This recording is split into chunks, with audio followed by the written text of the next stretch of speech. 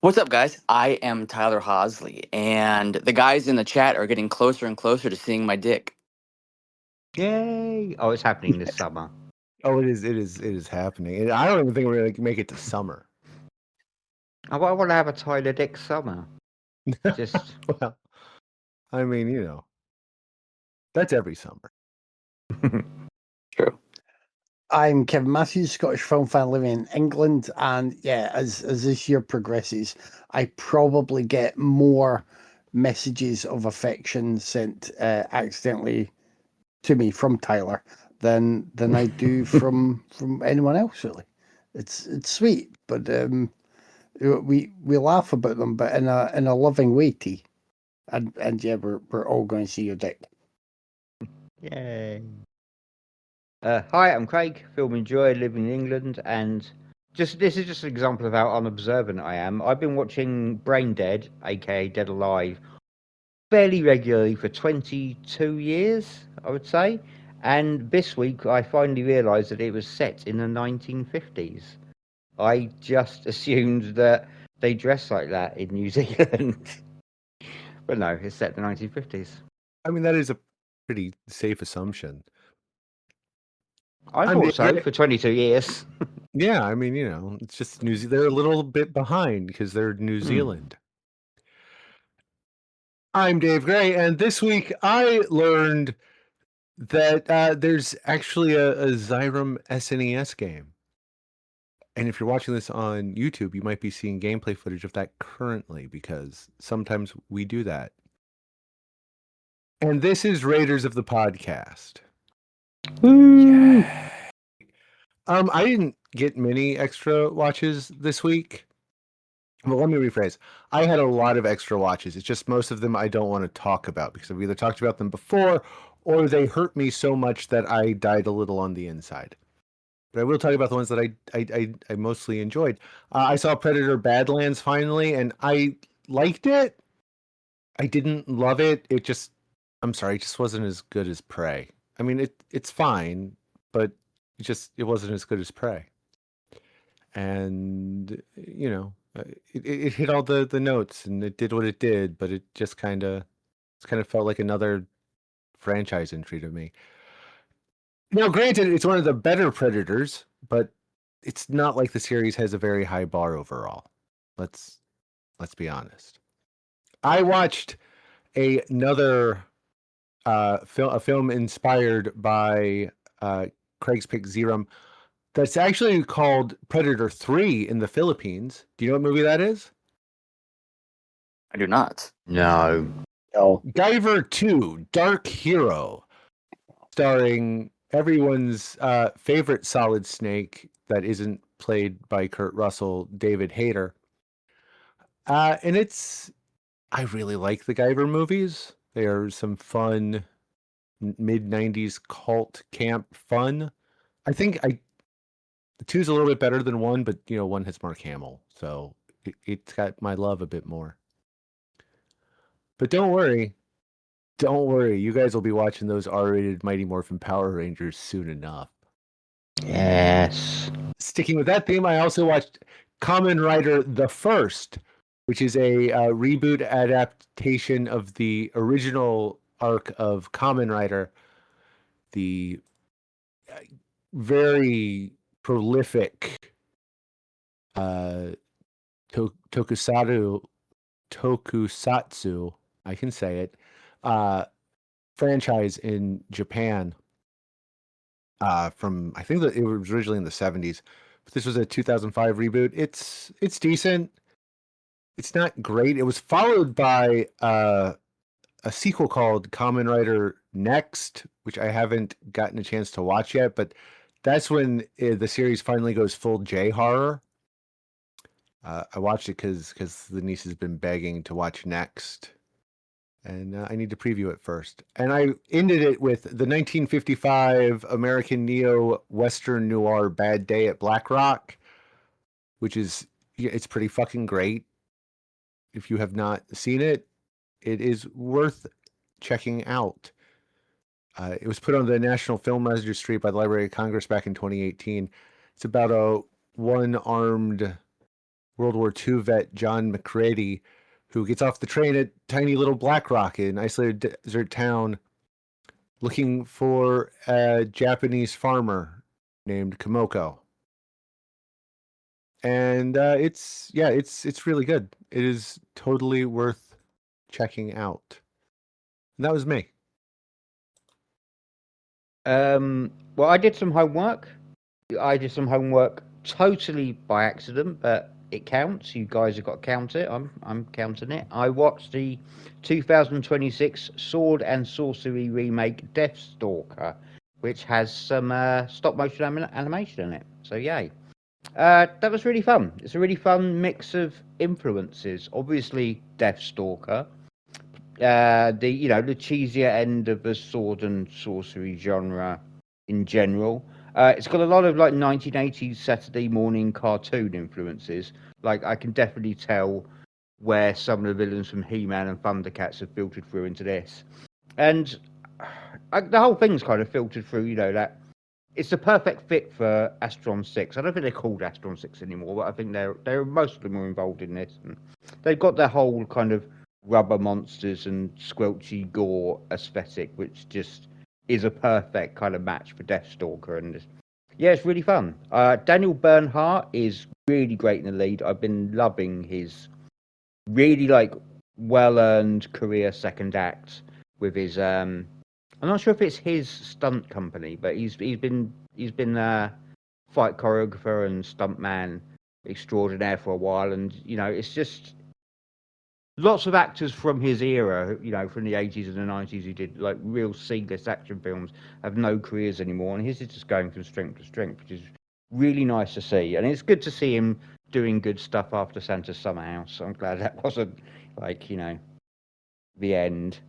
Patton Oswalt is really good as well, because I just like how it's kind of perfectly inappropriately American in the way like lots of actors were in those 80s fantasy flicks. Like they'd sound completely wrong with American accents, and I think that's possibly where I went for Patton Oswalt, who has just totally inappropriate accent for it. The villains are like wildly over the top. They're really good fun. I thought the action scenes were a little weak, and that's strange because Daniel Bernhardt is fucking great at them, but they kind of pile on the splatter, and they got very, very cool monster designs, so I didn't mind too much. It's just a shame it's a bit of a waste of Bernhardt's talents, because that dude is at the top of his game.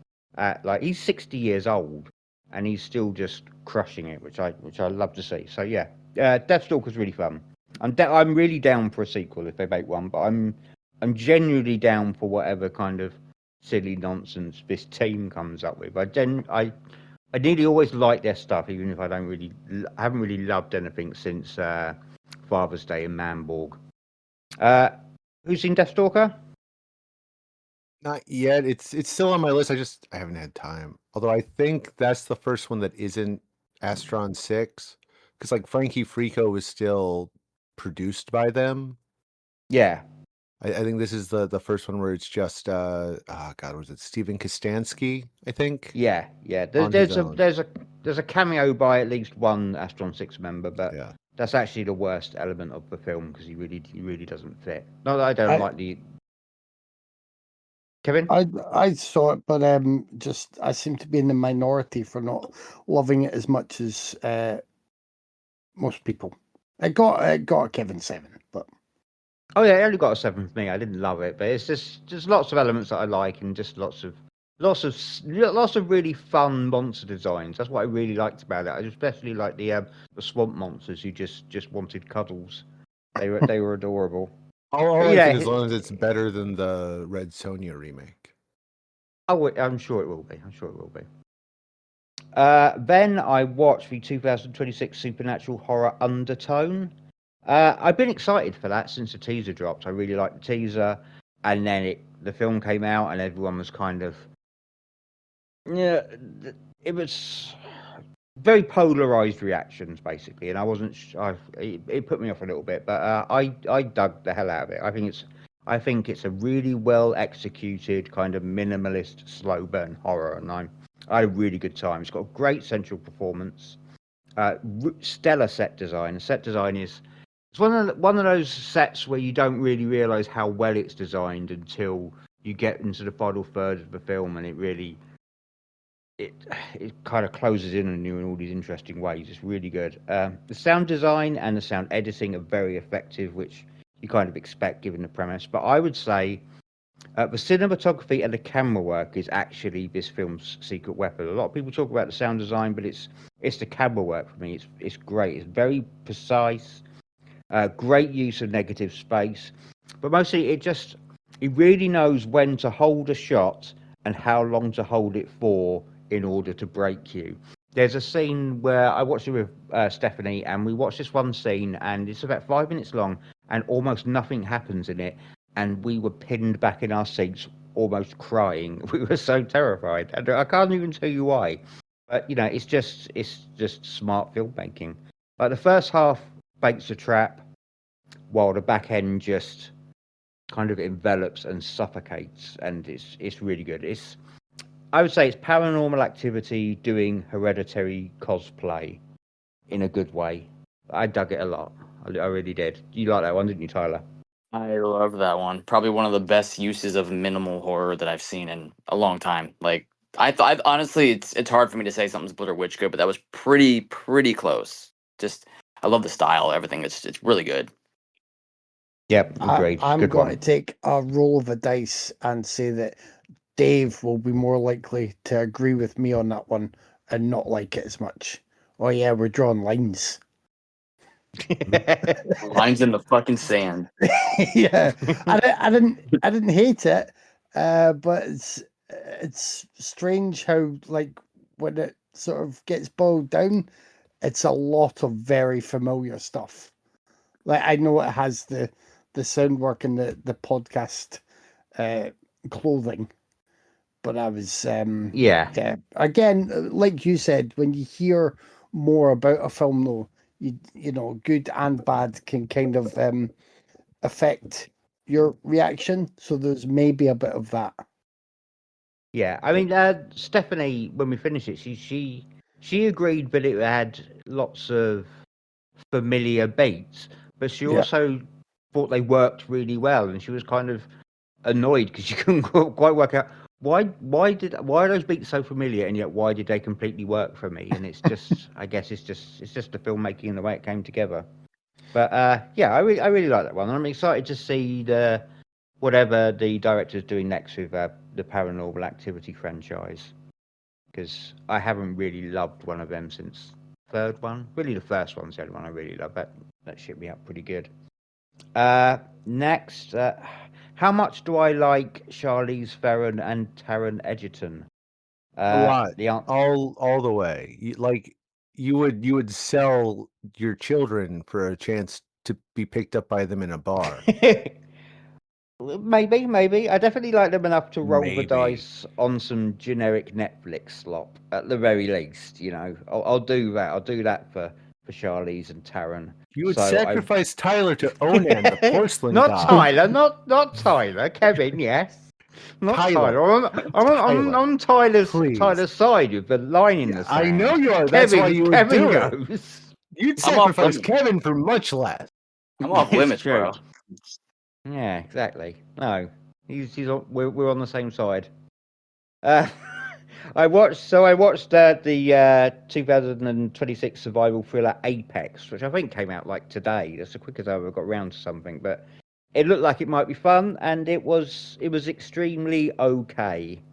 Like, it is generic as fucking hell. Like, synopsis: a traumatizing, grief-stricken woman goes on a pilgrimage to the Aussie outback, only to find herself hunted by, I say a psycho, but basically a typical Australian man. The leads do really well, like Charlize, and I always call her Charlize. I never call her Farron because I like to act like she's my friend.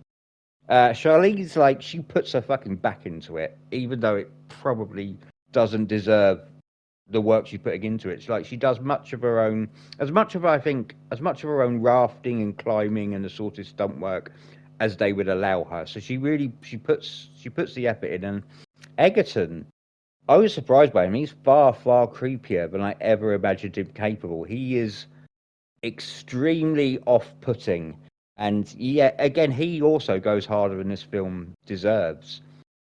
Beautiful location shooting, some surprisingly solid effects work, and I appreciate the moments where it dips its toes into like outright horror, because it really shines them. And there are moments of outright horror it shines in a kind of, it hits kind of Wolf Creek like beats and even Texas Chainsaw Massacre. So I like those bits. It's just there's not enough of it, and it just ends up being kind of typical Netflix gruel. Really, like it plays it too safe, and it's just a bit too shiny and clean. Like it's an okay time killer, but if generals really are having to wrestle with the nuclear codes from Donald Trump because he's cranky, I don't think time killers should be a priority anymore. I think I need to just watch good films because I really don't know how much time I've got left. So There's too many beautiful things in the world to waste your time watching Eric Bana. Well, he dies in the first 10 minutes, so you know. Yeah, it's not fast enough. The fact that he's there is enough reason to never watch that movie. I will always be fond of Eric Bana because of Chopper, which I think he's fantastic in, and I love that fucking movie. But there we go. Last of all, I watched the 2026 Animal Attack horror Primate, and that was so fucking close to being a classic modern B movie. Like, it is crazy mean-spirited. It's one of the most mean-spirited kind of slasher films I've seen in a long fucking time. And it is suspenseful. Like, it's genuinely suspenseful enough to, like, it earns its John Carpenter rip-off score. Practical effects for the chimp are fantastic. The creature performance as well is excellent. And it did one of my favourite bits that slasher movies do, where they deliver a new set of victims at the halfway mark when you think they're running a bit low. The film delivers some more like awful people to die. This time, a really like douchey fuckboy with frosted tips is delivered to the film right in the middle, and I love it. I love it when stuff like that happens. I wish it had been a little more consistent with its carnage, because half the kills are fucking excellent and so mean, and then the other half, they either happen off screen or they lose all of their impact in the edit, which is annoying. Because if every one of these kills had been like a showstopper, this would be like a modern B movie classic.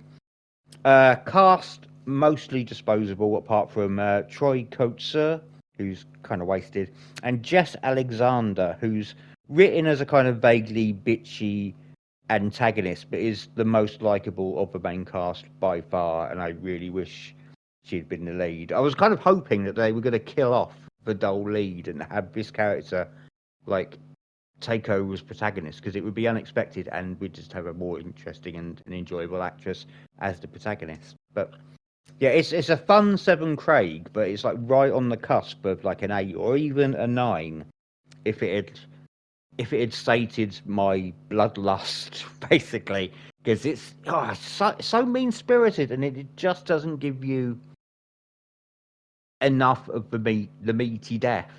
But there are like 3 kills which are fantastic, and like 3 that are just show it to me. You're not showing it to me. So you know, it's good. I enjoyed it, but it could have been a like mini classic. That Anyone jaw seen that rip one? that jaw rip was amazing. It looked incredible.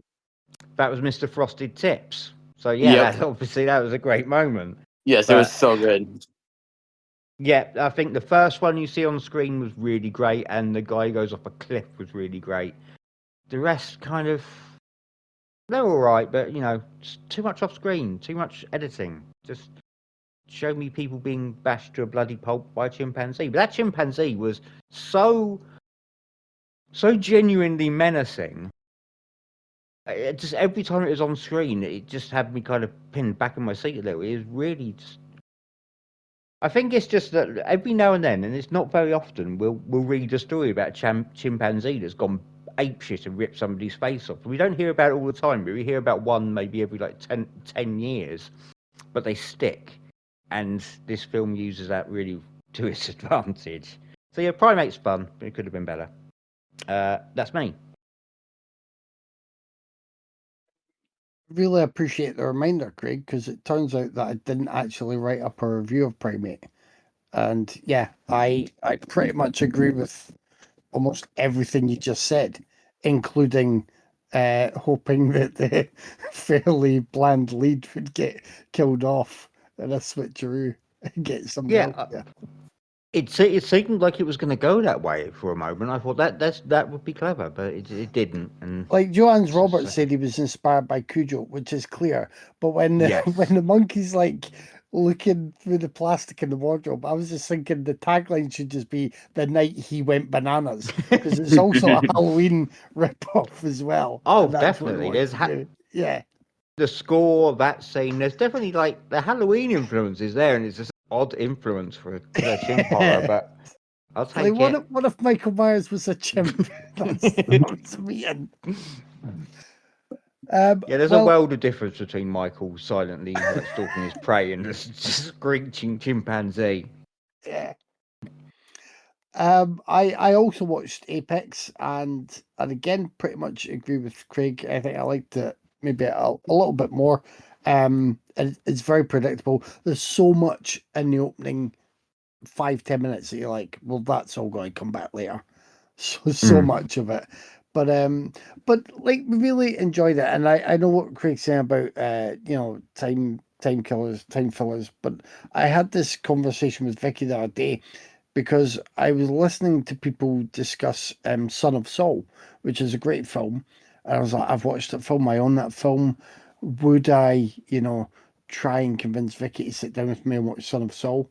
I was like, no, that would be unfair. Like, I watch loads of movies for loads of different reasons, and including some that I have to hunt down on dubious adult websites because of Tyler. But like Vicky will mainly, she wants to watch a movie for fun, whether that's action fun or tension thrills or soppy romance fun. So when Netflix do their job, like when they have stuff like Thrash the other week, and when they have stuff like Apex, that Apex was certainly one of the better Netflix ones I've watched in a while.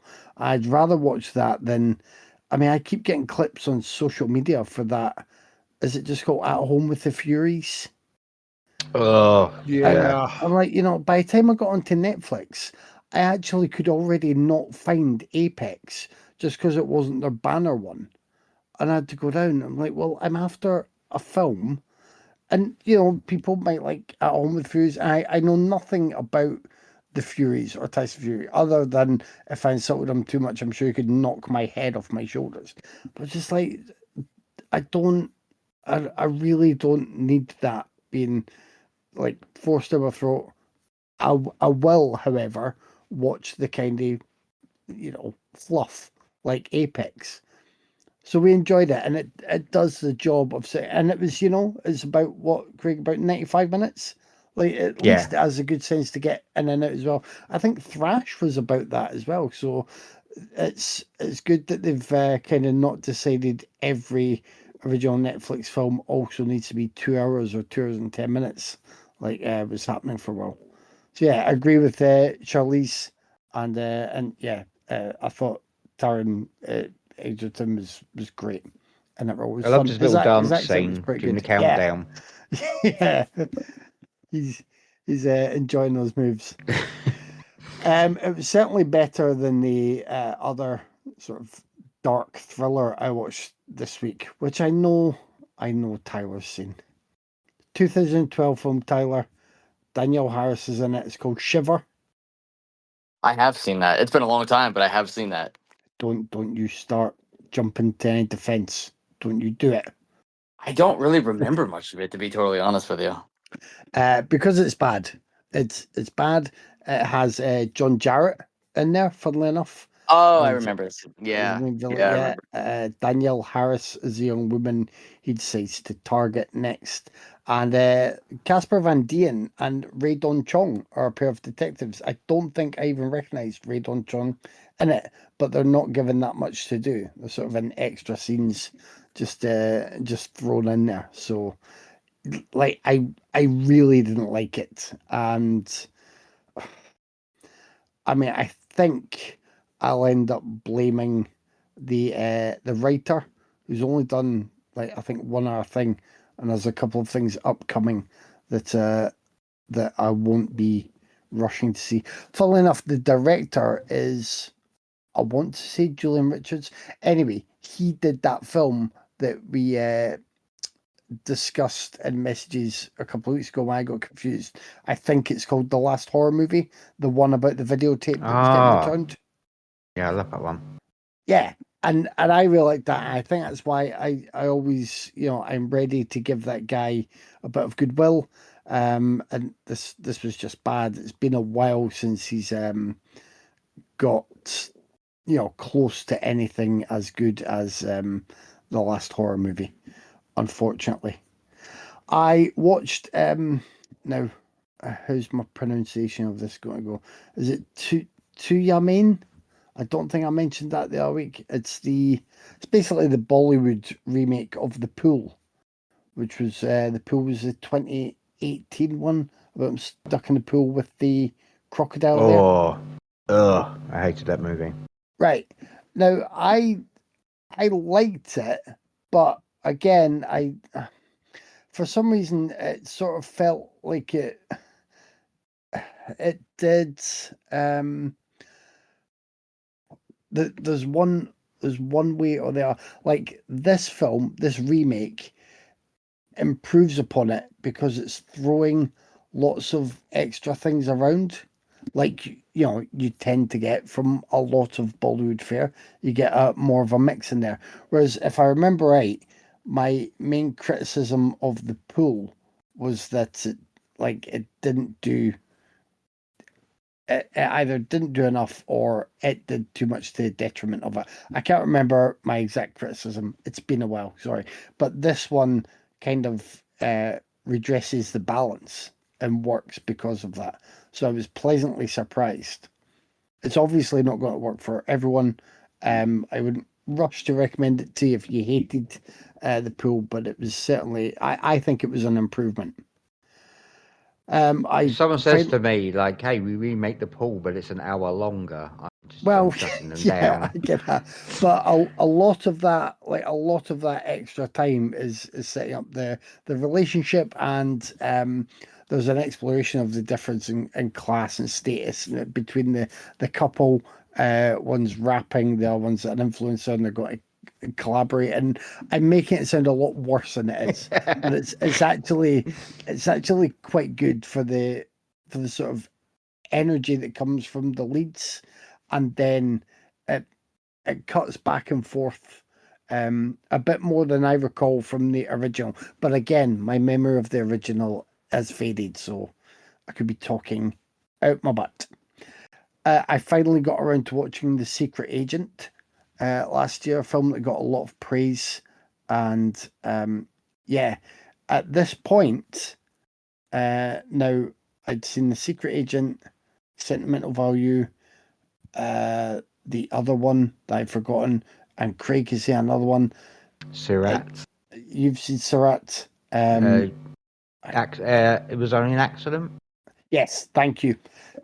So at this point, Sentimental Value still remains the one that I would have thought least likely to walk away with the award for Best International Feature. The Secret Agent is superb. Wagner Moura is in the lead role.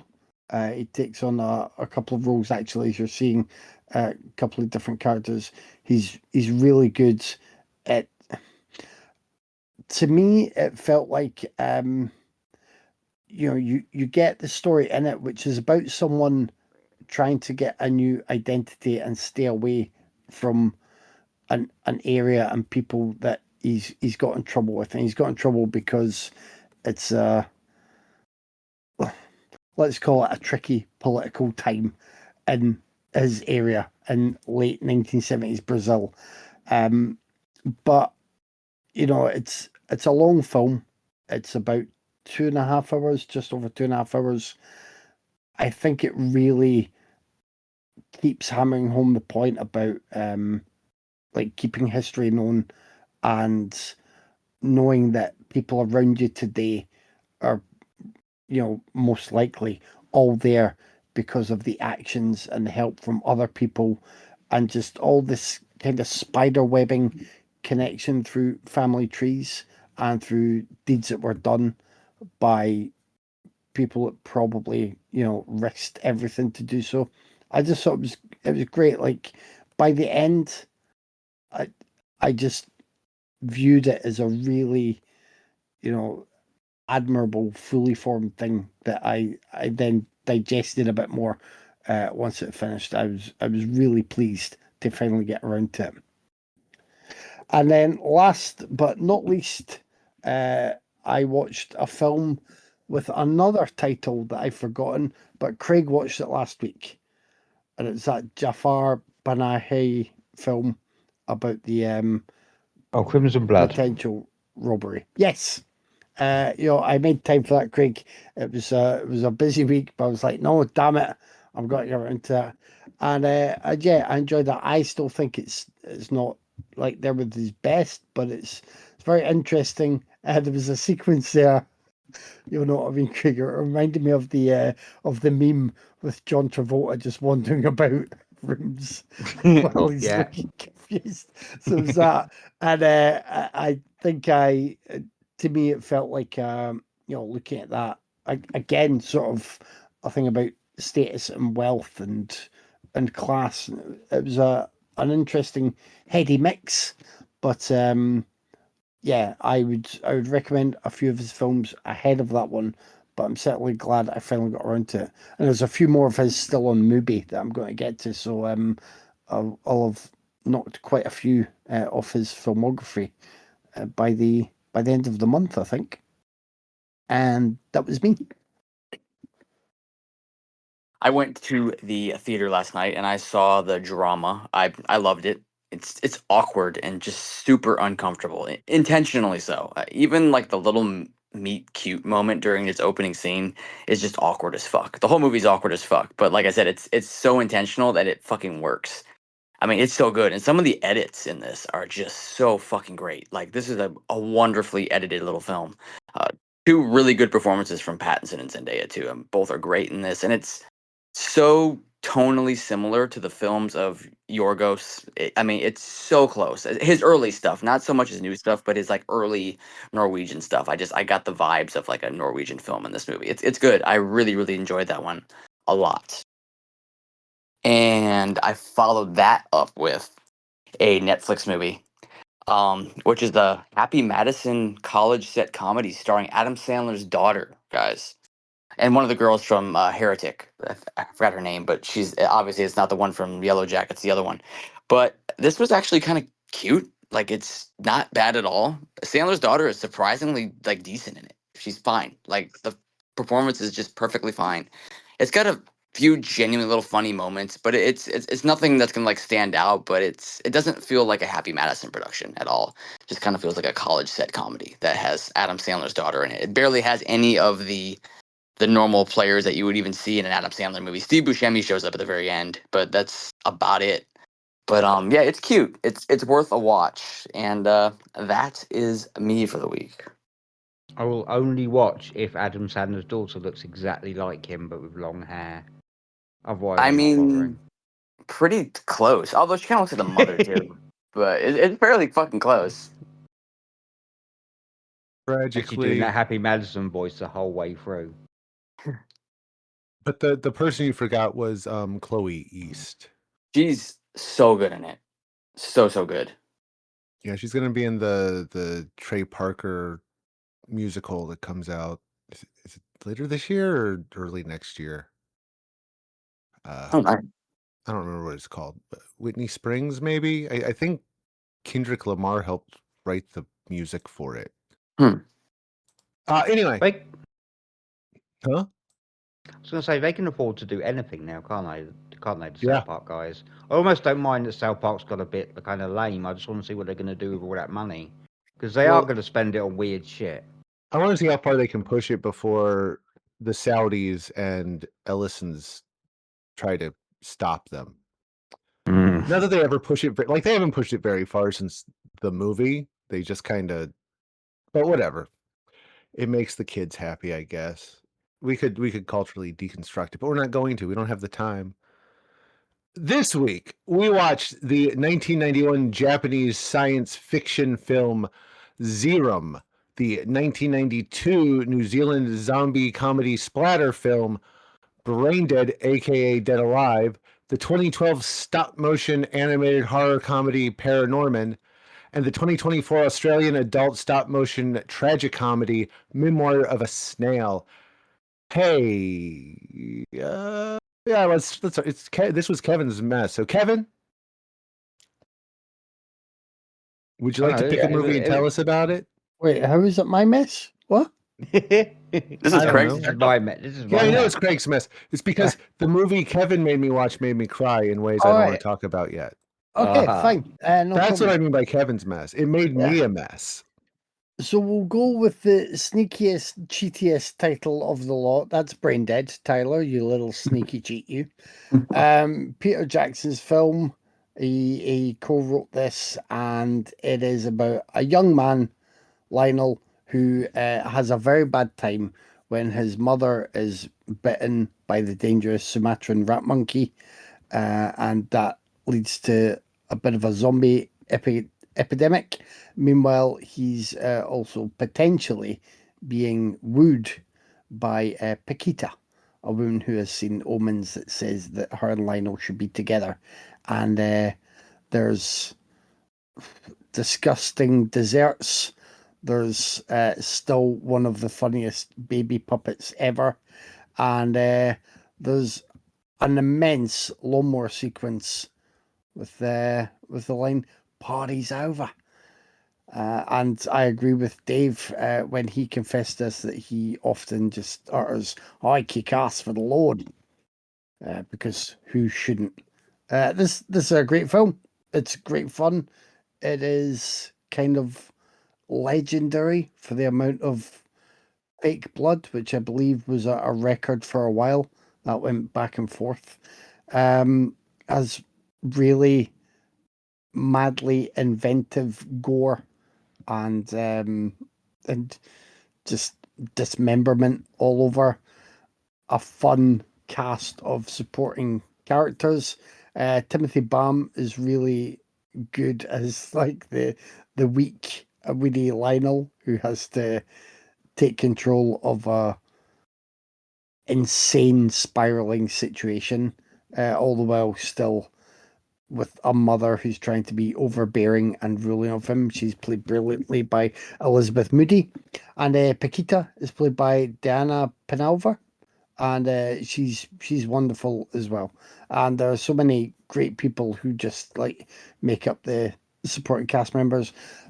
Nobody who stands out to me as being overly familiar, but Dave will tell me every single one of them's been a Power Ranger or in like the New Zealand version of Hentai Cayman 5. I don't know. I don't remember them, Dave, but I do remember them in this.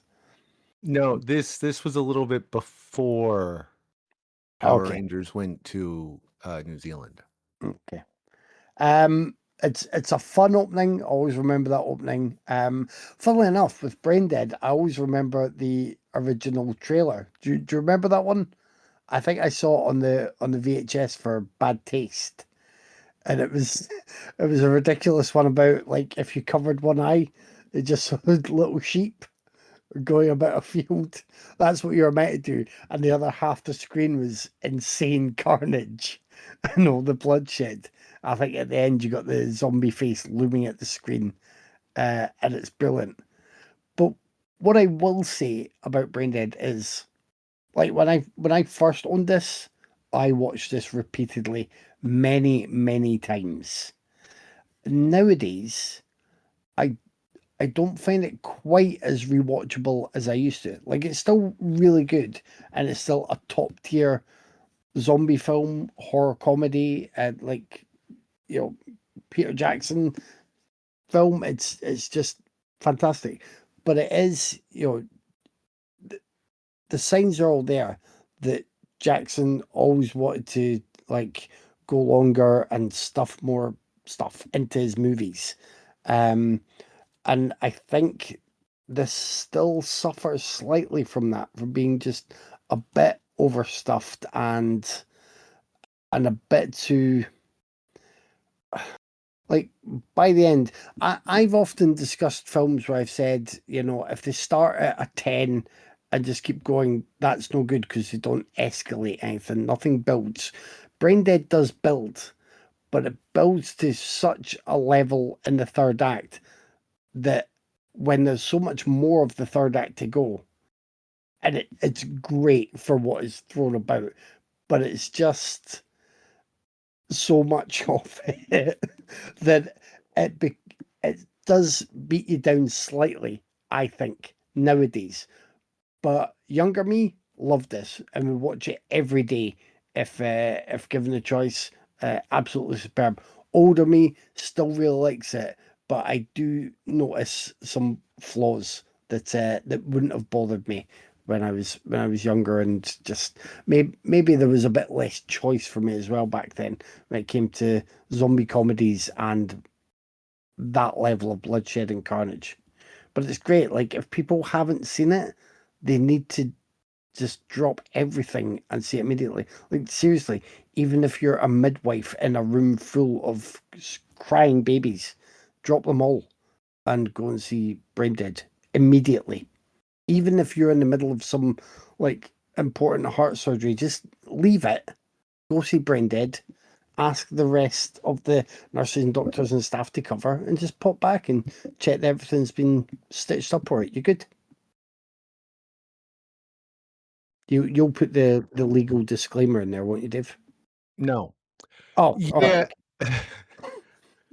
Okay, here we go. All opinions expressed on this podcast are just opinions and not meant to be taken as advice or actionable if you drop a baby to watch Braindead. But you should do that. You should just, like, if you're holding a child right now, just fucking spike it and watch Braindead. Or just pull Child out. can watch Braindead. Just let the child watch Yeah. Braindead. Well, Or just- no, I messed up. Killa, I love you and I'm sorry. I kind of broke my niece with this movie. See, she said, I'm ready for this. And she was not ready for this.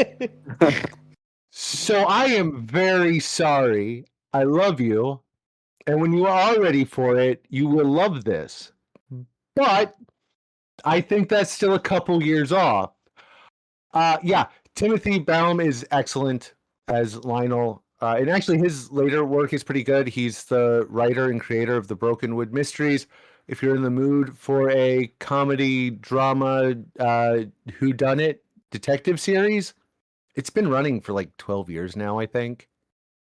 It's maybe even longer. It might be up to like 14. It's really good, and it is worth your time.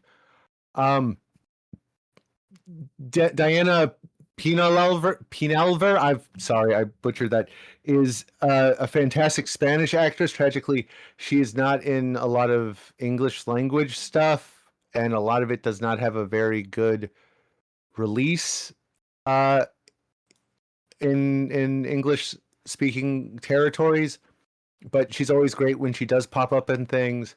Elizabeth Moody as Vera Cosgrove is just an absolute blast. She pops up in Heavenly Creatures also, and I think she's in Fellowship of the Ring. She's one of the Saxville Baggins. I don't remember which one. I'm trying to think who, because there's a lot of like not very here characters.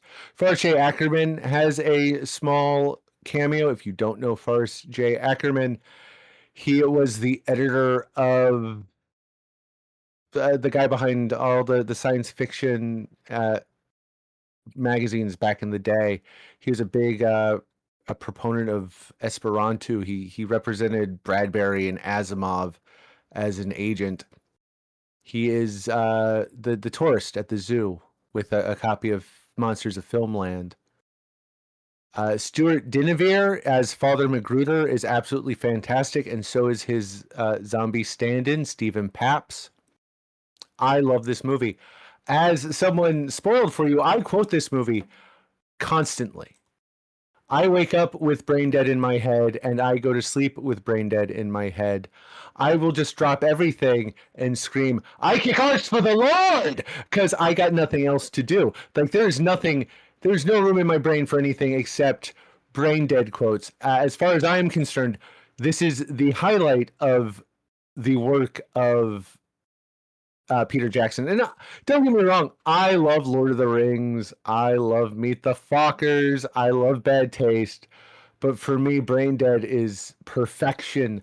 Do you know how often I will just grab my niece by the shoulder and yell, Stand back, boy! This calls for divine intervention! It's like all the fucking time. So, picking this really just tapped into my inner geek fandom. So I'm not going to talk about the movie itself because it's a great movie. You should see it, and if you haven't seen it, you should see it. The stop motion is great. The puppet work is fantastic. I love the giant end monster. I'm going to talk about the worst thing I ever saw at a con. 2 years ago, Timothy Baum was at a local con, signing stuff. So I have an autographed copy of Dead Alive and a poster, and really awesome dude. The folks that interviewed him were total fucking morons. And they do a costume contest every year for kids, and Killy usually signs up. And she'd homemade her own costume. She was I'm brain farting on the character's name, but the girl from Gremlins, screen perfect from the scene where she's tending bar. Yeah, and I'm brain farting on her name as well, but Phoebe Cates' character. Yeah, it's Phoebe Cates' character. And in the contest that year was a little boy, a 2-year-old, Lionel, with a working fucking lawnmower strapped to his chest. And the judges, who were the same idiots that had interviewed Timothy Baum, did not give the win to that child. They gave it to a girl who had a store-bought Annabelle costume. So you should see Braindead and avoid fucking idiots. Fucking love Braindead.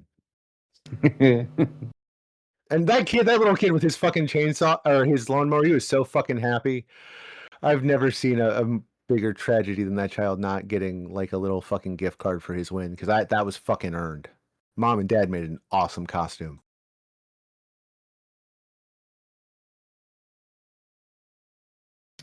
Okay.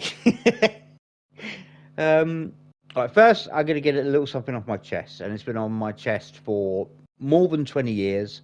Like, I love Shaun of the Dead. I love it. It's a classic. I have no issue with the film, with Edgar Wright, with Simon Pegg, with Nick Frost. Actually, I have unconnected beef with Nick Frost, but not for this.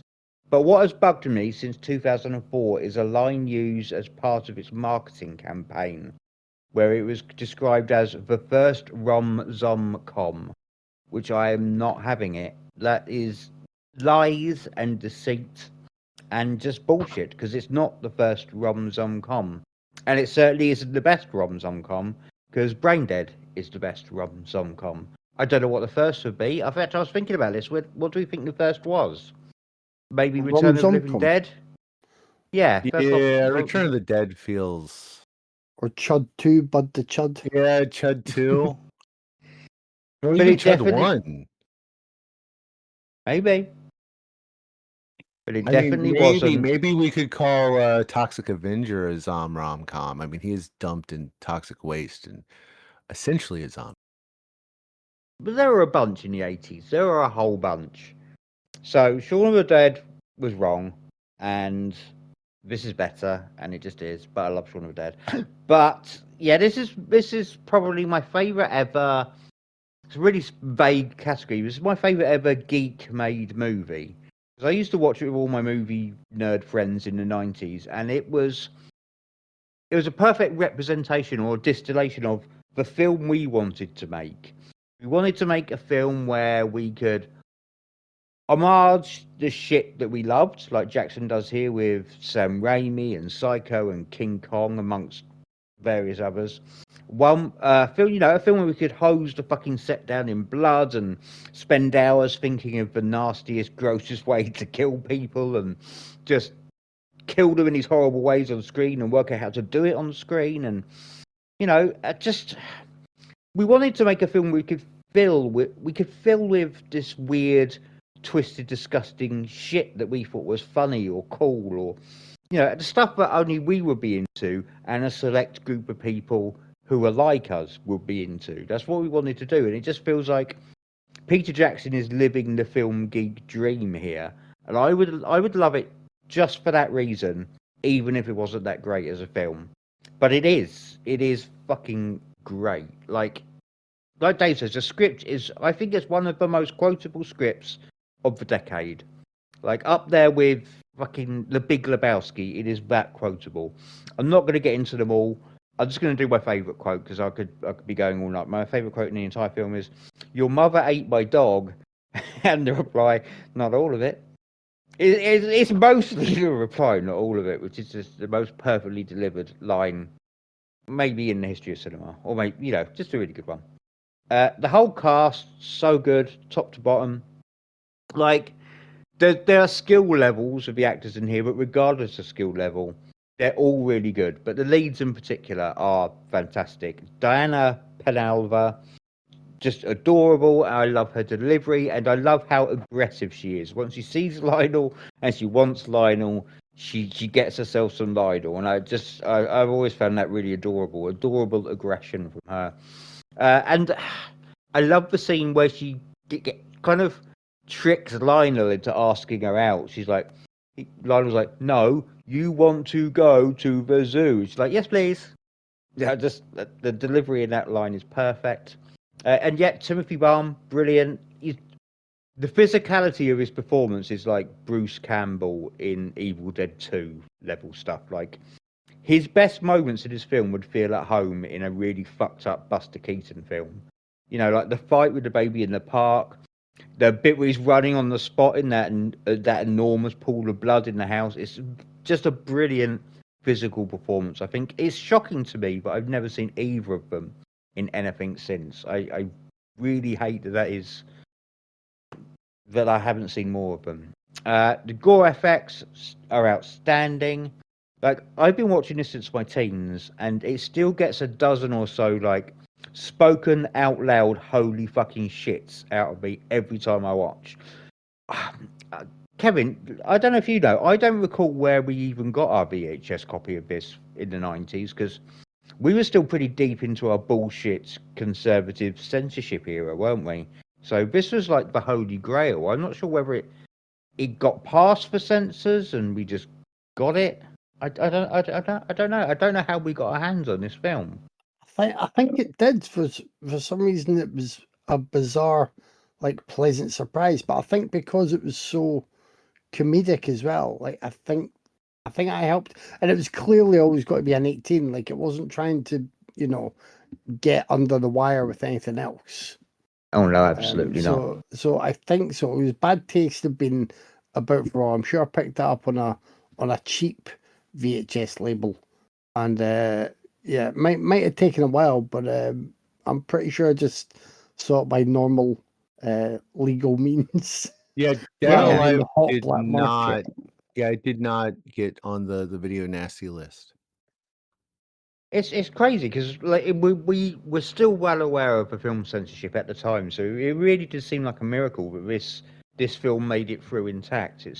It was well after we were doing all of the the video nasty stuff, but still films were being censored quite a bit. I think at that stage as well, and it just didn't happen here, which is great. I could be wrong, but we may have got that on standard video release before the proper Texas Chainsaw Massacre release. Yeah, that was the year 2000 because I remember that very specifically. Was it? Well, Yeah. there you go. Yeah, so we still couldn't say Texas Chainsaw Massacre, but they always said they couldn't cut anything from that because of the tone and No. just how it was. So that's why that was a bigger problem for them for years, apparently. But Braindead, yeah, I think it was the tone that helped. got them through. Well, I also Yeah. think when it came out, because it came out right when they started dropping them from the list. Like Mhm. I think Yeah. Boogeyman had gotten released just around the same time over there, 92-ish. It was probably the beginning of attitudes changing a little, and it was just lucky to come out at that time. But a lot of We- the first ones that got re-released eventually were still quite heavily cut. There was the old Vipco. I think Yeah. even the old Vipco DVDs. You still had some that were just shredded versions. But hey, it's a better time now. Indeed. Where else am I? Where am I? Oh, right. The editing in this is really fucking good. Like, I don't know if it gets enough praise for this, but there's stuff like the greaser losing his limbs and then his head in the graveyard, and there's a punch through a character's screaming face. Like, the editing is really fucking good. Like, it sells the gore gags so fucking well. The cinematography is wonderful. Like, there are layers of like homage to the cinematography that are just really smart. Like, I have almost zero complaints. I will say I don't love the score.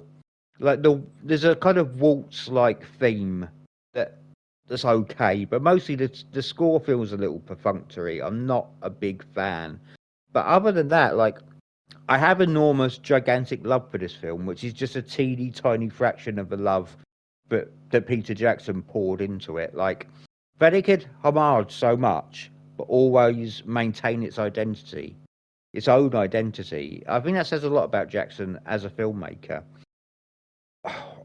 None of this says, give this man all the money in the world to make Lord of the Rings, and let's have him make a $200 million King Kong film. But also, everything about it says it might be worth a punt. That might be the best long bet you could ever make, you know. And I'm glad. I'm glad that it happened, because he's made some remarkable films since. God, I'd love him to go back to. I'd love him to give us just one more gore movie. Come on, Peter, just go on. But yeah, I love it. Huge fan. Wonderful movie. Especially if it's a Tolkien gore movie. Give us a splatter Shire film. Battle of the Shire, but just make it a splatter comedy. We've been overdue remastered versions of his early films. I think he's been distracted by the tech or the documentaries and stuff, as far as I'm aware. Yeah, I think the documentaries have got him. But before you go, T, can I say two things? First of all, I don't want anyone to think we've forgotten Night of the Creeps. Another rom-com contender there. And secondly, another one.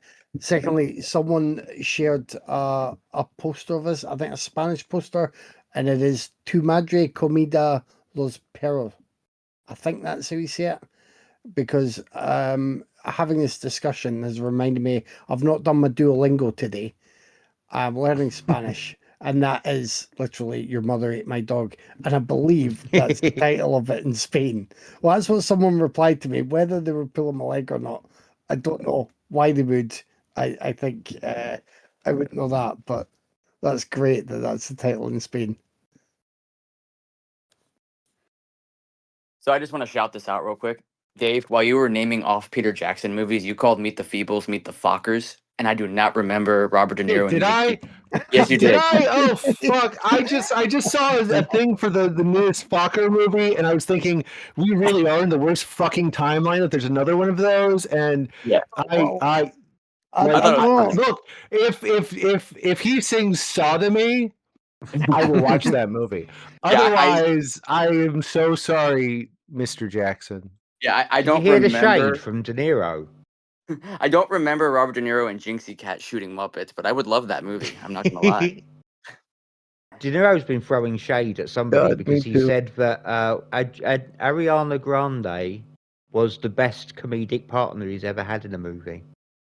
So I don't know who he's digging out there specifically, but that's what he said. I mean, Ariana Grande is actually a decent little actress, but I mean, not wicked, but I like Ariana Grande as she was really good in oh my god, the horror series Scream Queens. I liked her in that a lot. I'm sure he enjoyed working with her, but there's somebody somewhere who he's really like trying to say fuck you to. I don't know who. Maybe just Ben Stiller. Could be. So Fuck you to Ben Stiller's always a good fucking call. I like hate to bring down the room for this love fest of this movie. I kind of this movie's okay. Like it's an okay movie. I kind of regretted picking this, to be totally honest with you. But this is actually my second time watching it. I've seen it one other time before, way back. I was probably in like middle school when I watched it, and this is my second time watching it years and years later. I do think it's fun. Like it is a fun movie. The gore is amazing. I mean that iconic lawnmower scene is wonderful, and it deserves that iconic status for that reason. It's a blast. So much fucking gore. But do I love this movie? No, I really do not. I prefer Heavenly Creatures, Peter Jackson, almost over anything he's made. I love that movie dearly. Heavenly Creatures is amazing. That is honestly my favorite Peter Jackson movie. I mean, he made some really bad movies, like I fucking hate The Lovely Bones, but I'm not a Lord of the Rings fan. I haven't seen any of those except for The Fellowship, so I can't really say I'm not a fan or not. I've only seen that first one, but You it's not haven't really. seen the fucking Lord of the Rings?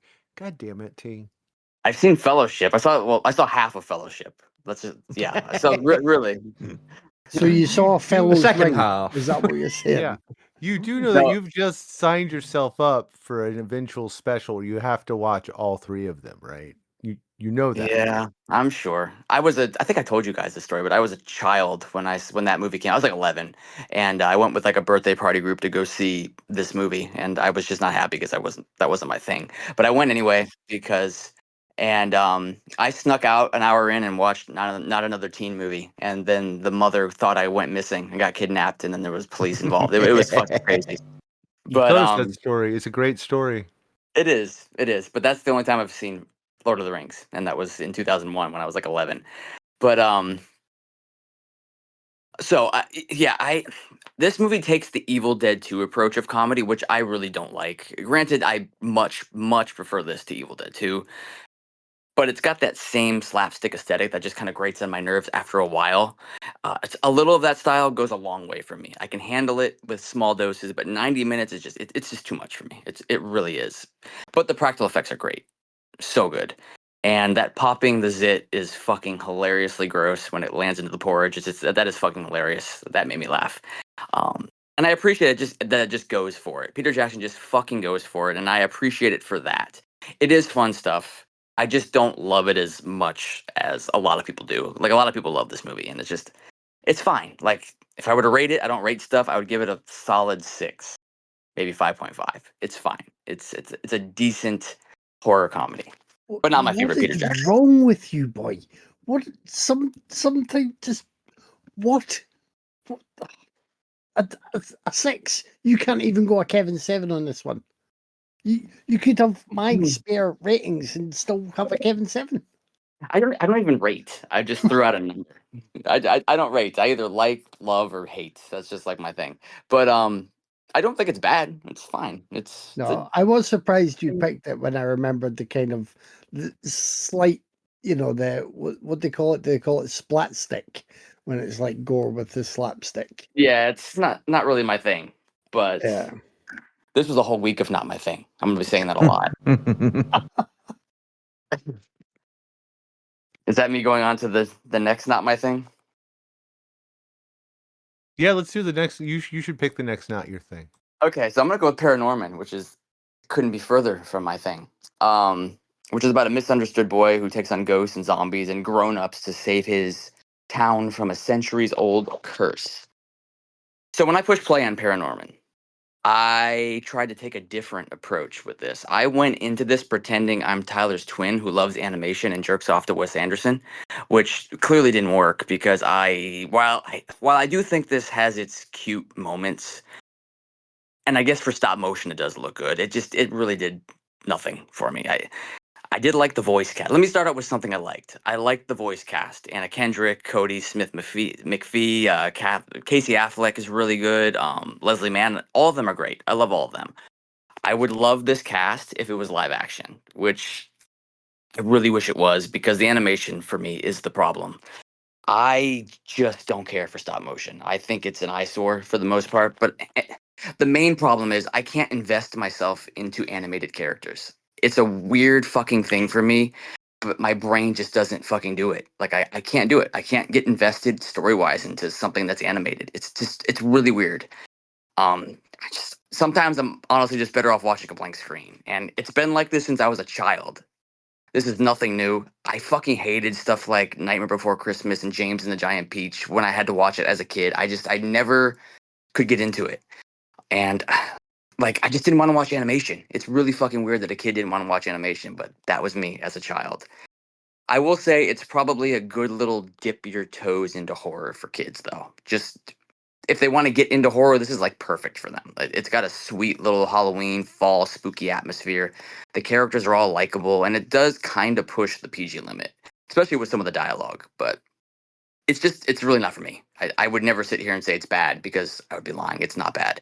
It's just not something that I personally enjoy. All right then. Yeah, as I mentioned to these guys earlier in the week on our, our private Anything Goes group chat, if we were picking a winner this week, just on the strength of the animation alone, ParaNorman would walk it, like flawless fucking victory, totally walk it. Like the only way to defeat ParaNorman would probably be like another Laika feature, because they are, for my money, the best of the business at the moment. They really are fantastic. This is the level of stop motion where it becomes almost unbelievable. Like you did not you did not move all of these separate elements a fraction of a millimeter to capture a fraction of a second. 133,000 times. No, sorry, 133,920 times to make this movie. Like, are you insane? That's an insane thing to do. Like, there must be times where it must feel like more like torture than creating art at point. Like, if like the guests at Guantanamo Bay, you could, if you had like forced them to make 90-minute stop motion features instead of torturing them. Subject: why America is the greatest nation on earth. There would be multiple fucking confessions and probably some of the finest satire ever made. But you would break some people at Guantanamo Bay because 133,920 times. Jesus Christ! Like, so the quality of the animation is beyond reproach, just completely. And we aren't selecting a winner though based purely on the standard of animation. We have to include other elements. They just happen to be other elements that Laika also excel at. Because they excel at lots of elements. Like some of it is typical animated movie stuff, like character design. Character design is fantastic. The textures are really incredible. Like especially the skin textures on the characters. They really give these characters life. It's really impressive. Everything has weight to it, like a real world weight. Like a character will drop a bunch of papers and they'll flutter down to the ground, or they'll open this big creaking wooden door, and it all has the weight to it that it should have. But I also think like a lot of this production can be discussed next to live action movies. There's no real difference. Like the cinematography is fantastic. I think I saw my first animated split diopter in this film, which was pretty incredible. The lighting is amazing. The production design, the performances, they're all really nuanced and soulful. Like you can really discuss nearly every element of this film next to a live action film because it's very much the same. It's not stuff that's always done to this standard in animated films, I don't think. The only minor issues I have with this film are with the script, and they're very subjective. Like it's funny and it's smart and it's sweet and it's moving at points, but I feel it's definitely aiming at a younger audience, especially like the climax in particular hammers its point home so hard and so repeatedly that I think even like young teenagers are gonna like feel a little condescended to. They're going to roll their eyes a little bit. Like, it's a really enjoyable movie, and it's impeccably fucking crafted. But I feel like, you know what it is? I think it's a family film to watch with family. So it's one where I think watching it as an adult alone, as I was, will never be as rewarding as watching it with an audience of kids. And I guess I just don't have the kind of ready access to children that Dave has. Be it having a niece, make that clear. But I don't have access to children. My neighbours wouldn't lend me any. They were very Christian when I asked to borrow some. So I just got to watch it just on my own as an adult, and it's never going to fully click. Like it did when I watched it years ago with my kids when they were younger. So I like it, but I feel it's aimed at a younger audience, and never going to 100% click with me. But brilliantly made. Yeah, I'm almost in complete agreement with Craig there. The only thing I would add is that ParaNorman has that extra effect as well, which I always find even more impressive in stop motion films when they're doing like the ghosts or just things that are slightly translucent. I think it's great. There's maybe easy ways to do that effect in stop motion form, but I don't know the techniques, and I just think it looks great. What I would say, slightly on a tangent, is that I generally like all of Laika's movies.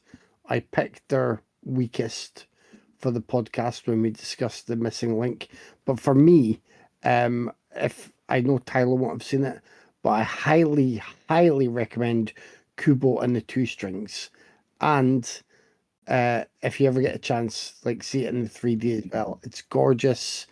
It's just like it's one of the best animated films I'd sat through in years.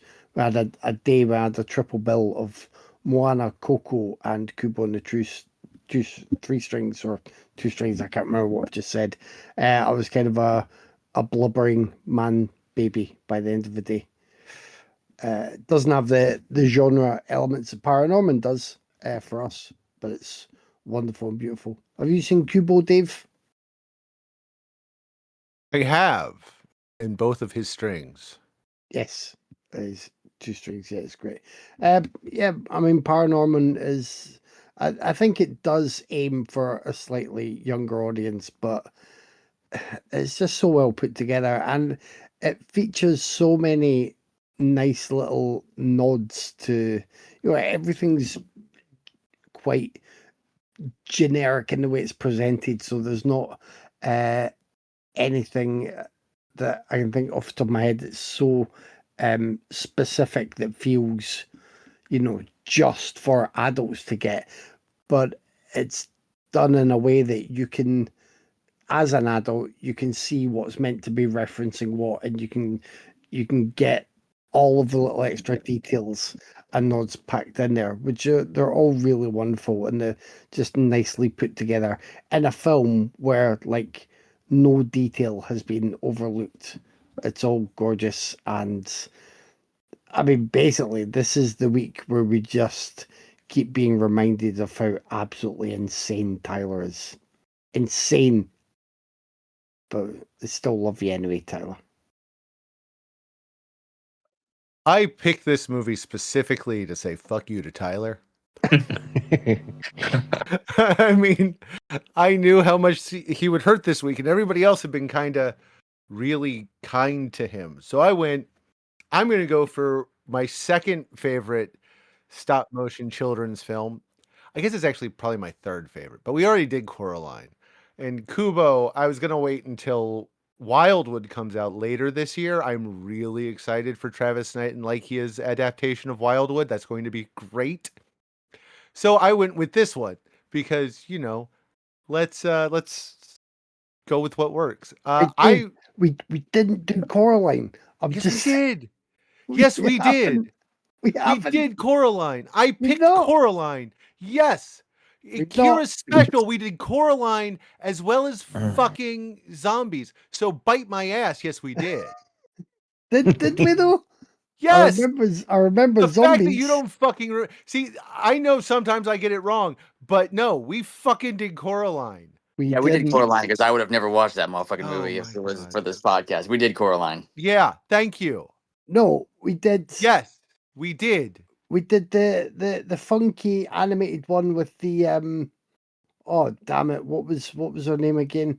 It was really cool. The really cool one. We did Coraline also, dude. I'm sorry. I argue with me all you want. We have done Coraline. Tyler's seen Coraline. No, we watched Nimona. Yes. Zombies 2. Right. Tomb Raider. And Suzume, apparently. That's the all killer, no filler episode. Oh shit, we didn't watch Coraline then. Well, okay, whatever. We did it for another one because we have done Coraline. Why have I seen Coraline then? What the fuck? We've done Coraline. Tyler saw Coraline on a date. Anyway, you're wrong. We did Coraline. But I've got visions of you like shaking a policeman because you're out in the middle of you're out in the street just in your underpants at like 3 I think o'clock he's in just the trying morning. to gaslight me. He knows I've had like a bad week. But no, I have notes for it, and I'm. You forgot to mark it on the thing, and that's on you. Anyway, I like ParaNorman a lot. I love how the ghosts are all kind of underwater and floaty. I love the voice cast. John Goodman is great. Anna Kendrick is great. Cody Smith McPhee is great. Tucker Albrizzi is really good. Leslie Mann is great. Leslie Mann is always great, and she should have a better fucking career. Why doesn't she have a better fucking career? Anyway, whatever. Eileen Stritch is great. Eileen Stritch is always great, but whatever. It's well animated. It's got a lot of funny lines. It's a great little family movie. Yes, they kind of dropped the ball a little in the end, but it's a kids movie, so you just gotta kind of go with it. But I still love it. It's incredibly well made. If you haven't seen it, you should go watch it. Can't believe you spent 5 minutes yelling at me, and now you're gonna yell about how tired you are later. No, I'm fine. All that fucking filler. Because it's staying in. The problem is both the movies that we end with are right up my alley. So I don't know if I want to gush more on the weird Japanese comic book movie. It's not a comic book, it's an original. Or do I want to go with the 2024 Memoir of a Snail, an Australian adult stop motion animated tragicomedy. It's directed by Adam Elliot, who is probably best known for I just totally brain farted on Marion Max. Yeah. Marion Max. I knew I'd remember it as soon as somebody else tried to say it. Probably best known for Marion Max. He also did Ernie Biscuit, which is a 20-minute short and really good about a deaf Parisian taxidermist. Harvey Crumpet in 2003, I think. Jeffrey Rush actually narrates that one. And there's another one, Brother, which is worth hunting down. So, Memoir of a Snail is about Grace Pudel, a young girl in Melbourne who lives with her twin brother Gilbert and their French father Percy, a former jugular who is now a paraplegic alcoholic. When Percy passes away, the twins are separated. Gilbert going to an extreme religious family that owns an orchard, and Gracie to a pair of swingers. It follows Gracie's life from childhood to I'm not sure, like 30s maybe. I'm not quite sure about the time scale. She's probably younger than I think she is, but that's just me. I think everybody's older because I want everyone to be older as I get older. That's neither here nor there. And it's absolutely beautiful. The thing is, Tyler's going to say something, and he's going to say something that's just going to make me really roll my eyes if he says anything nasty about this movie because this is an absolutely gorgeous exploration of our humanity. It also has voiced by Cody Smith McPhee. He does Gilbert. Sarah Snook voices Grace, and Jackie Weaver voices Grace's best friend Pinky. Eric Bana also does a voice in this because it's Australian, so of course Eric Bana has to show up. And Nick Cave does a voice. I had to point that one out also. It's great. It's a heartbreaking, well done story of a life lived in fear and self done isolation. I thought it's fantastic. It's well animated. Now it's not as pretty and as smooth as ParaNorman, but ParaNorman was done by like a dozen people in a closet, and this was done by like 4 people in a closet for a quarter of the money and probably half the time.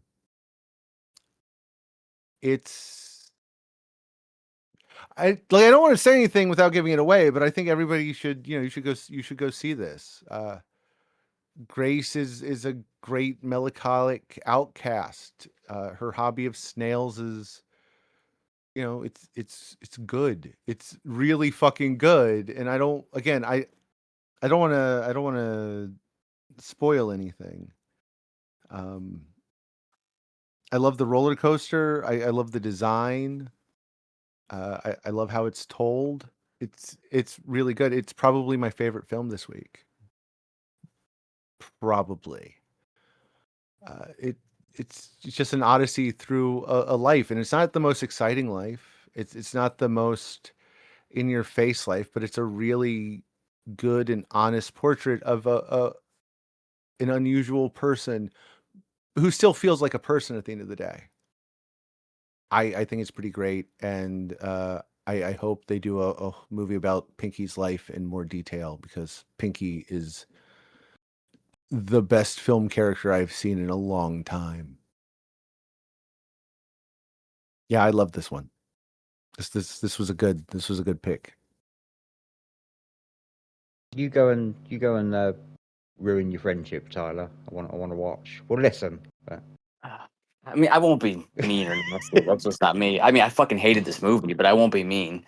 I thought this was boring and just agonizingly slow. I know we're getting into more territory with like my kind of territory with this one. It's dark and depressing while still going for those feely feels. I mean, there's sex and masturbation and fetishes, and this thing has a fucking feeder fetish in it, which I did not. I didn't know this was a rated R movie before going into this. I just never heard of this, so I just thought it was a fucking animated movie about a snail. I didn't expect to see snail cum and masturbators, but here we are. I'm fine with that. But this movie felt like it was on my screen for a fucking eternity. Like, and again, I'm going to repeat this a lot this week, and I don't want to. I had zero investment because of the animation. I mean, this movie begs you to feel something, and I could see why it would work for a lot of people. This works for a lot of people. Like, I was going through the reviews of this, and people seem to be like really, really fucking digging this movie, and it works for them on an emotional level. Like, I see people calling it tearjerkers and stuff, so it must work for somebody, and that's awesome. For me, I just couldn't get into it. I'm trying to be somewhat positive. I like the miserable vibes that they're going for. I can appreciate that on a purely aesthetic level for this movie. I love miserable shit. But just as a narrative feature for me, it didn't work at all. Like, I can appreciate what it was going for. I just wasn't a huge fan of this movie.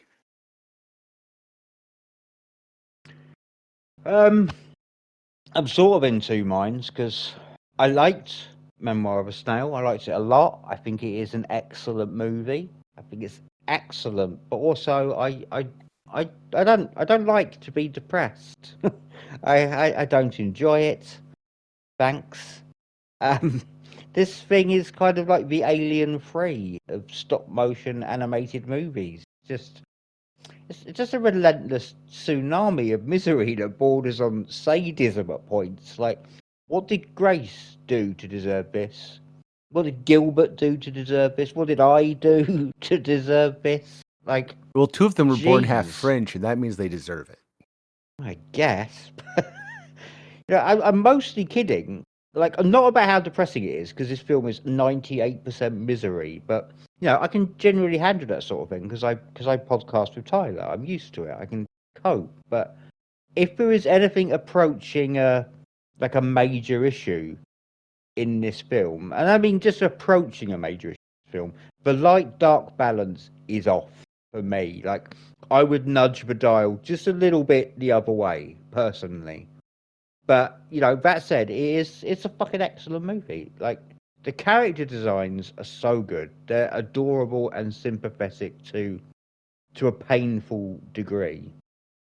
The production design, do we still call it production design in animation? I don't have another term for it. So the I production feel like design, it's even better used because like they produce and design everything down to the smallest detail, right? well, that's true. They're not just selecting it; they're literally designing it. So yeah, production design. That's pretty magnificent throughout. The sets in particular, they are insanely detailed and loaded, fucking loaded with joke references and gags. Like, I guarantee I caught less than half of them. My personal favourite was the magnet on a certain character's urn. I really like that. And I know that Kevin enjoyed the name of the shop, Tequila Mockingbird. Didn't you, Kevin? Enjoyed that, didn't you, Kevin? Yeah. Yeah, I knew you did. I know you well. The script is very funny, it's very sweet. It really knows when to counterbalance sentimentality with a little filth, and vice versa. It's an interesting balancing act. Like, I was surprised by how dark some of the gags are in this film. The guinea pig spice rack was a hell of a dark gag, but there are a lot of guilty laughs to be had in this one. Voice acting is fantastic. Sarah Snook and Jackie Weaver in particular are just wonderful. The score by, here we go, Elena Katz Sherman. That's just straight up fucking stunning. It's an absolutely gorgeous fucking score. Is it a little slow? No. I'm just doing a terrible snail joke. The pacing is excellent, I think. I have like no objective issues with any of it. No objective issues with any of it. I just have a couple of little subjective personal taste ones. Like, as stated earlier, I would have liked a little more balance between the misery and the more optimistic elements. Like, getting kicked in the heart for 90 minutes is no joke. I just it wore me a little bit at points. And also, it's just a total personal taste thing. I'm not a huge fan of whole narratives playing out via narration or flashbacks. I just generally I think it feels a little bit like storytelling on stabilizers. But that's just a thing I don't particularly love.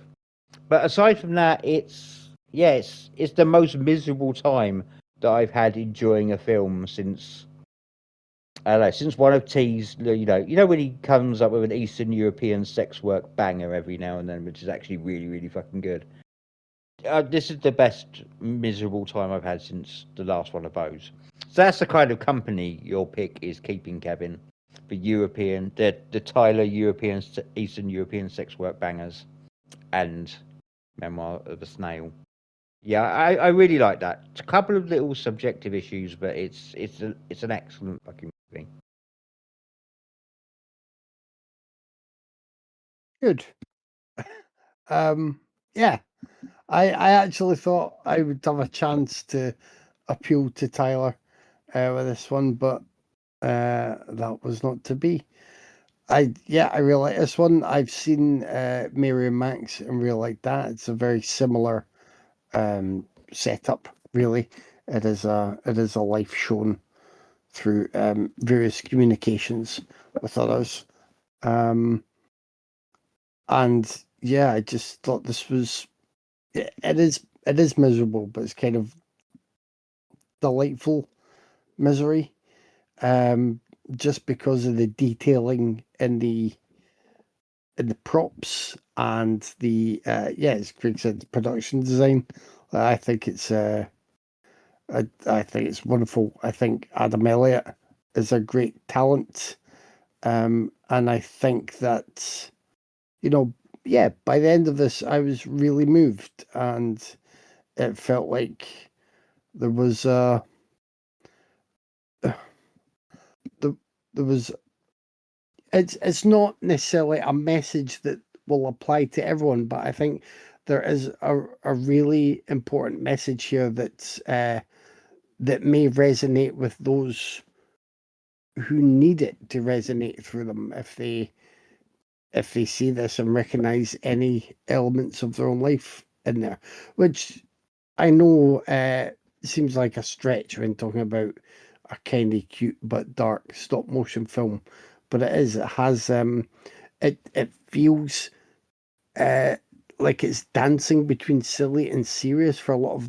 the runtime, and then at the last, I want to say, sort of 15 to 20 minutes, it really builds up a sense of sadness, and you're really like rooting for something to go well by the end, so that you're not just then rushing to turn your toaster into a bath bomb right upstairs. It's yeah, I think it's lovely. I As I say, I still prefer Mary and Max.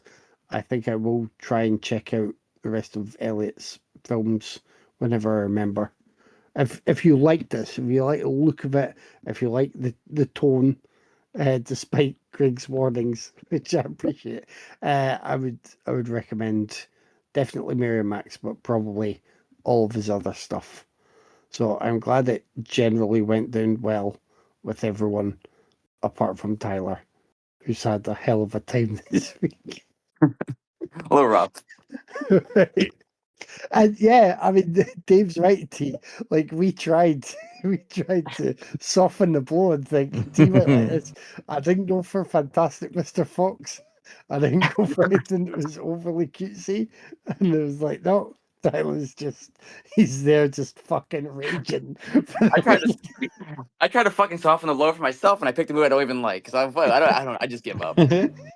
Like, here we go with more fucking plasticine, dudes.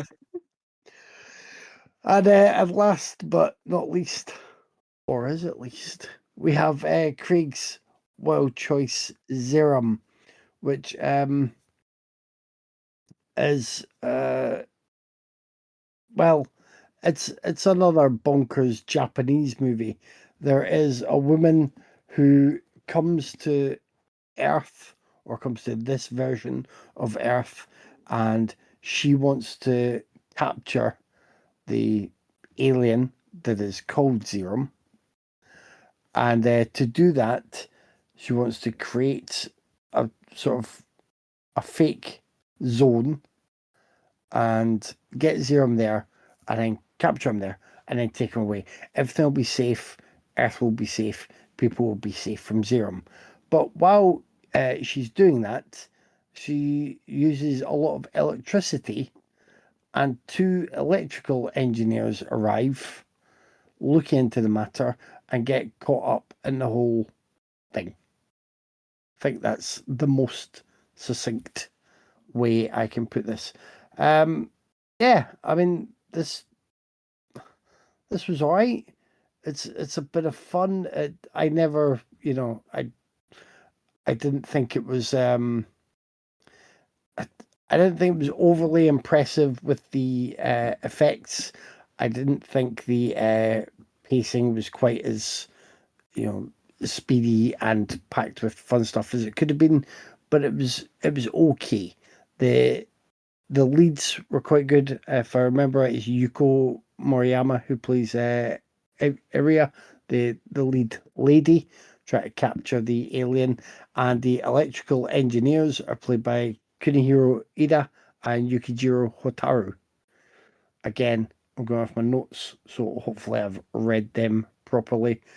They are like they're good to throw into the mix, because I messaged you guys. I was like, am I being like really obvious in a way that everyone else just goes duh, or is this slightly riffing on Super Mario Brothers? But instead of plumbers, it's just two electrical engineers that get caught up in world endangering shenanigans. That I think it is, right? Do I mean, you agree Zeram's like or a big not? mushroom man. Well, So maybe. actually, yeah, there's that as well. So, like when Zeram's about, there is there's some cool makeup and effects used on Zeram, but it was just, I guess maybe because we are kind of used to these kind of films now. Like we've watched quite a few. Japanese cinema is as wide and varied as any cinema, but when you get to films like this, when it's the lighter sci-fi action fare, to me they always feel a little bit extra light, as in like you don't think it's ever going to get too dark and twisted. You just get that feeling while you're watching it, and you're generally right. Like there's some major twist to come, and I enjoyed this, but it felt like just an enjoyable bit of fluff, and that was fine. But there was nothing more to it for me. I didn't immediately want to hunt down any sequels or offshoots. I did wonder if it had been based on a manga, as a lot of the things we watch that are in this vein are. But this, I think Dave said this was an original property. But yeah, there was nothing that made me want to, ensure I was going to try and be a bit completist with other stuff within the brand. But it was decent enough. It was fun while it was on, and not painful. I had no pain this week, like the anti Tyler. Nothing hurt me this week. It was all perfectly fine at the very least.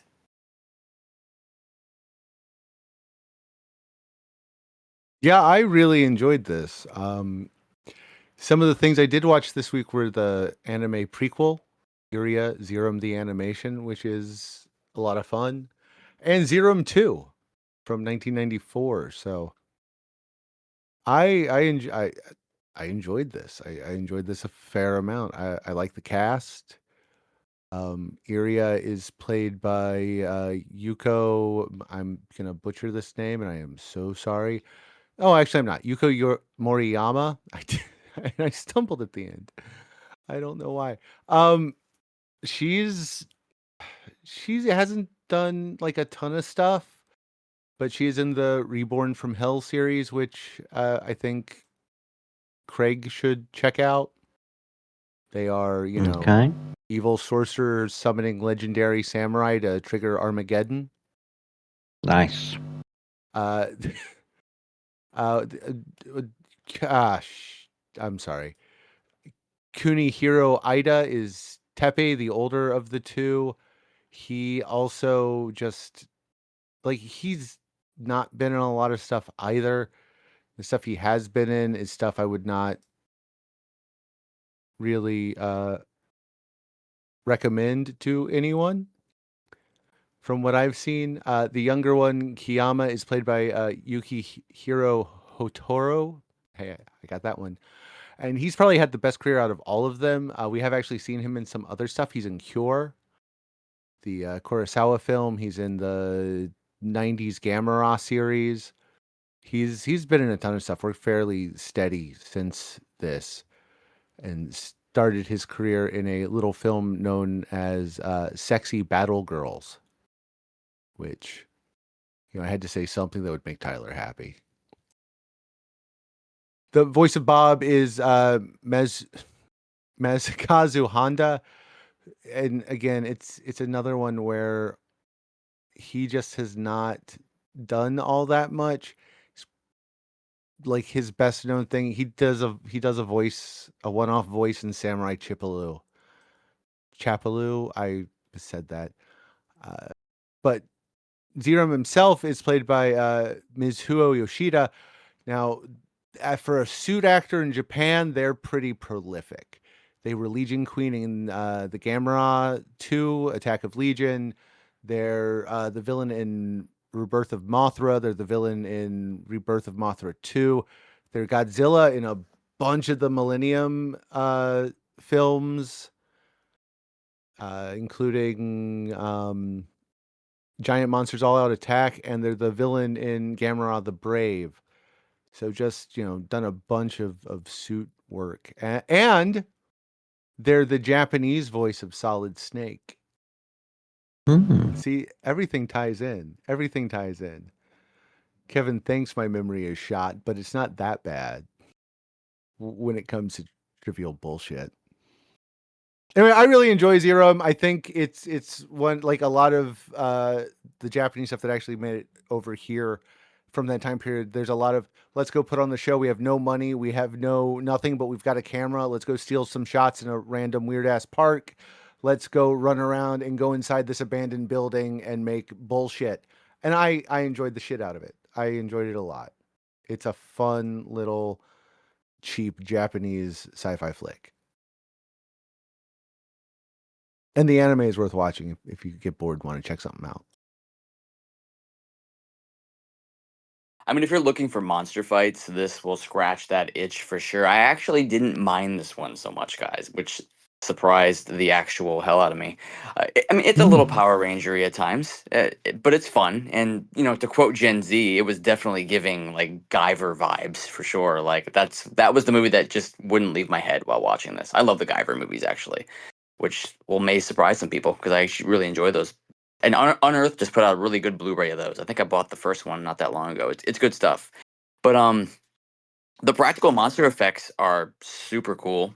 The suits are good, and even the stop motion didn't even bother me here, which surprised me. The action is super well done and fun. I mean, it's a cheap movie and it looks cheap, but the action is actually like shockingly well done for how cheap it actually is. And the story isn't amazing or anything special, but it works for what they are going for here. The one thing I did love about this movie, I genuinely loved that black and white opening scene. I mean, that was just so damn good. It was giving like, it reminded me so much of like Tetsu or something. Just it was really good. It does overstay its welcome a bit. I would have been fine at like a solid 75 minutes of this, but where it stands, it's probably the best movie I watched this week, shockingly. And I would, because I like the Guyver movies, I can appreciate this on that level. So yeah, this was my surprise for this week for sure. Okay. I'm going to be honest with you guys. I did not get what I wanted from this special, and I only have myself to blame. I allowed you all too much. I gave you all too much freedom, basically. I should have been way more specific. I wanted from this special, I wanted monsters. I wanted stop motion monsters unconvincingly fighting live action performers. And I also kind of wanted like some cheesy 80s lasers and shit, but I could hardly call it the stop motion monsters unconvincingly fighting live action performers with lasers and shit special. So I just let you do what you wanted, and I didn't You quite get what I absolutely, want. you absolutely could call it that. I mean, do you know us? I mean, we've done Yeah. like far more specific stuff in the past. Next time I'll do that, but that's what I was after. You get my vibe. You know me. Well. Like, so I'm not going to pretend this was the best film of the week because for me it was probably the worst of the week. But it was also the only selection that it's the only film that scratched that hyper specific itch that I had. So I had a really good time with Zyram. I will get my criticisms out of the way first. This is not a well paced or well structured film. Like, the majority of the second act is just wheel spinning downtime that sidelines its best character. When I say best character, I don't mean like best character in the film. I mean the best character. Like Yuko Moriyama rules so fucking hard in this film that putting her on ice for a third of the runtime is criminal. It's a criminal act and it shouldn't be allowed. Apart from that, yeah, this is very Craig core. We've discussed many times on our private chat what makes up Tyler core, This is Craigcore. This is some Craigcore shit. Like, you got an awesome man in Rubber Suit Monster he's legit intimidating and creepy. And he spends the entire third act transforming into weirder and weirder shit with some very cool stop motion effects. Like, that final transformation is an all timer. And I also love that he simultaneously has no chill and kind of too much. Like, he will murder you on sight, but with zero urgency. He's a mystery. I liked all the little hench monsters, the useless hench monsters. You got, I don't know what they are, squealing turd creatures and puddle of jizz man. That's the only way to describe him, and it is worryingly accurate. And he dies in spectacular fashion. So I loved puddle of jizz man. I loved all the characters. I loved their performances as well. Tepe and Kamiya, especially Kamiya, they start out pretty grating, but they have such infectious chemistry that by the third act, especially Kamiya, they had fully won me over. Like, do you know? Have you ever got a song stuck in your head, not because you heard it, but because it fits a moment thematically, if it makes sense?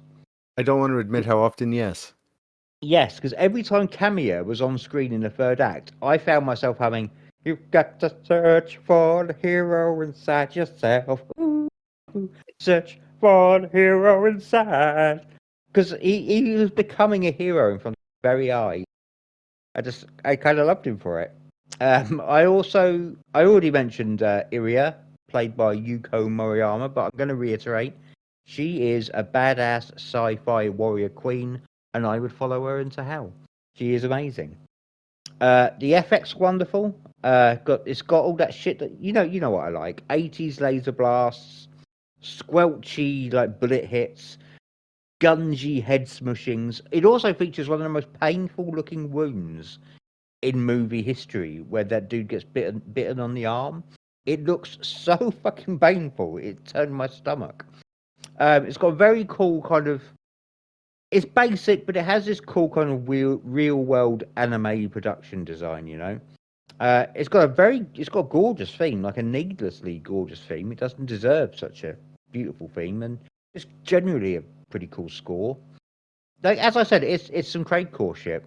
It's not perfect, but it's just the sort of stuff that I need sometimes. Like, if sometimes I just need a 90-minute FX heavy B movie that just shamelessly steals from the Terminator, Predator, Aliens, the Thing, the Fly, steals from all of them, but in the most Japanese dude in a rubber suit style. Sometimes that's just what I need, and Zyram, whatever, is a good time, and I'm going to watch a sequel sometime this week. But, yeah, I had fun. I had fun with this weird Craigcore shit.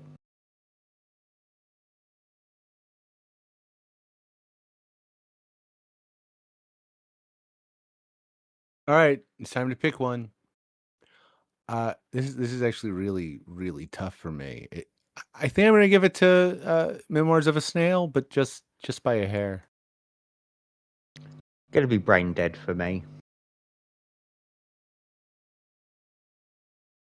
Yeah, probably Braindead for me, but also like not much in it between that and the non-Japanese outings this week. I'm not being racist, Greg. I just like in the ranking, the Japanese one was a bit further down the pecking order. I am not voting for my pick, which is just kind of amazing. I am going with Zerum. All right. So next week, it's a normal week. It's me and T picking. T, I knew you'd have a rough week, so I saw the Criterion. Rough week, he won. Yeah, I know. Still, and he cried the whole fucking week. Please. That's why we're almost about to see his penis. It's because we upset him so bad he can't tell his different chats apart anymore. So I was going to do this to reward you, but then you found it on your own. So I'm going to do it to reward the other guys instead. I'm going with another Japanese film. It's the Japanese version of Peeping Tom, but as a pinku, and it's called Rewind. RE-wind. Nice. Yeah, I just discovered that movie, and I'm like, yeah, I'm dying to see it. And I Dave know. said he was picking it. I So know. You messaged me and I was like, motherfucker. Because you would have been just so shocked and elated, and I'd have been your favorite finally. Because, you know, I'll always be like below Kevin and Craig in your affections. I was like, I got T this time. I got him. I fucking got him. But no, I see how it is. That's in one of nah, my Sato box sets from Video Syndrome, isn't it? It might be over here. It's on the Criterion channel. Okay. well, I needed a palate cleanser. So, you know how Craig's got his Craig core. Well, I got my Tyler core, and you know what that is, right? So we are watching Sam Levinson's Assassination Nation. I'm piggybacking off my euphoria with more Levinson, so you guys can join me. You just remember that, Tyler. When Okay.